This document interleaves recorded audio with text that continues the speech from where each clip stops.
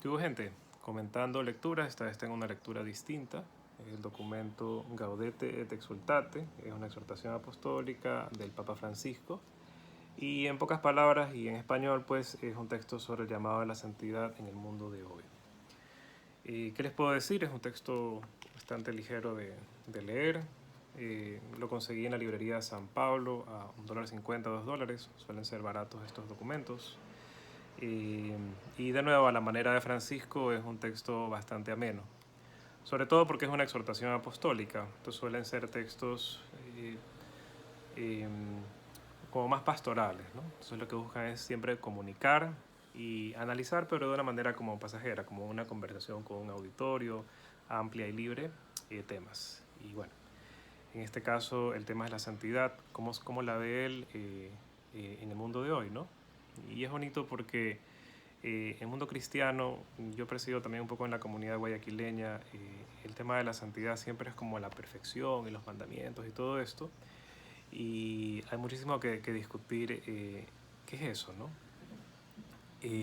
Pero hablando en el lenguaje coloquial y desde la invitación de Francisco, sin entrar en polémicas, por así decirlo, eh, los cristianos tienen muy claro la figura de que Cristo es como nuestro referente, pero al mismo tiempo que nunca vamos a ser como Él, ¿no? Y no debe ser motivo de frustración, sino como saber que tenemos a alguien a quien emular y a la vez la calma de que el Espíritu Santo está con nosotros y nos inspira, nos orienta, nos guía, nos empuja, ¿no? Y aquí se toca eso. Entonces, tocando la figura de Cristo, él dice, bueno, la santidad no es ser como Cristo en todo, pero sí es cuando nosotros mostramos o nos conectamos con aspectos de la vida del Señor, sea la oración, sea el servicio, sea su manera de atender a los demás, sea su manera de mirar en el mundo, ¿no? Entonces, cuando uno lo ve de ese modo como cristiano católico, pues uno toma como más calma, ¿no?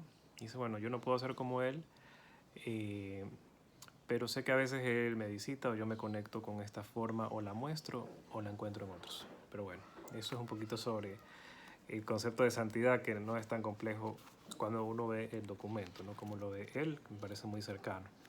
¿Qué más trata? Pues está dividido en 5 partes. En la primera, lo que les he dicho, más o menos cómo él entiende la santidad en el mundo de hoy. En la segunda parte se pone interesante porque habla de herejías del pasado que vuelven al mundo de hoy. Entonces uno escucha herejía, ¿qué pasó? Y del pasado, entonces suena como que un enemigo que resurge. De nuevo lo dice más coloquialmente, pero las enfoca como el gnosticismo y el pelagianismo. En pocas palabras, pues el gnosticismo es esa creencia de que desde la sabiduría y solo la sabiduría o conocimiento personal uno se salva. Y el pelagianismo, yo conozco menos de eso, pero tiene que ver con la voluntad, que solo el ejercicio de nuestra voluntad nos salva. Y entonces Francisco va a distinguir, bueno, para un cristiano no se trata de saber más. Es más, los griegos eran personas que gustaban de la sabiduría y no estaban preocupados de todos los demás. El cristianismo se caracteriza porque la salvación es para todos. No tienes que ser una persona distinta, más culta o jerárquicamente estar en un lugar para ser invitado a participar de este plan de Dios o el reino de Dios, ¿no? Entonces, bueno, sobre el gnosticismo, pues él lo combate bajándole a la perspectiva cristiana, que no se trata de nuestras experiencias personales y sesudas y complejas, sino de conocimiento de Dios más gratuito en esa relación con Él y en la relación con los otros. Y en el tema del pelagianismo, pues también a recordar que los cristianos vivimos un poco orientados por la gracia de Dios, no solamente nuestro esfuerzo. Entonces, para el empuje o para nuestras flaquezas, siempre confiamos en esa gracia. Entonces, bueno, eso lo dice por acá. En la tercera parte pone ya referentes claros de, bueno, y dónde yo encuentro referentes de santidad en la palabra de Dios de manera ágil, ¿no? Y él va a poner 2 paradigmas. Él va a hablar y desarrollar un poco el tema de las bienaventuranzas, entonces va a ir desarrollando cada una y dónde esas bienaventuranzas él siente que se vinculan con el mundo de hoy. Y por otro lado, el tema del juicio final, ¿no? Que es una imagen súper clara de la gente a la izquierda, los otros a la derecha, y cuando tuve hambre, cuando tuve sed, me diste o no me diste de beber o de comer o me cogiste, ¿no? Entonces, él dice, esos son los paradigmas que nosotros podemos plantearnos. En la cuarta parte del libro, él va a hablar algunas características de lo que él como que cree que debería ser la santidad del mundo de hoy. Y de nuevo es un poco a la manera de su lenguaje, ¿no? Él invita a considerar aspectos como la alegría en la santidad, ciertamente la comunidad. Habla del tema de la mansedumbre, pero le sugeriría verlo más acá, ¿no? Porque siempre el cristianismo se cree que mansedumbre es estar agachado y callado, y no, él ve la mansedumbre como una disponibilidad de escucha del espíritu, que nos puede pedir cosas grandes o cosas sencillas, ¿no? Y obviamente el tema de la oración constante, pues más que oración por orar, él habla de esa relación de conversación con Dios siempre, ¿no? Y se me escapaba uno, y bueno, el tema de la audacia y el fervor, él siempre habla de hacer lío a los jóvenes o de la valentía, entonces aquí también va a hablar que son aspectos de la santidad que él percibe que se ven o que en el mundo de hoy están como pidiendo un llamado, ¿no? Entonces me parece bastante de nuevo contemporáneo, no sé cómo decirlo, interesante y cercano. Y finalmente termina el libro con algo llamado combate, vigilancia y discernimiento, que es hablar un poco sobre el mal. Lo trata de manera bien tangencial, ¿no?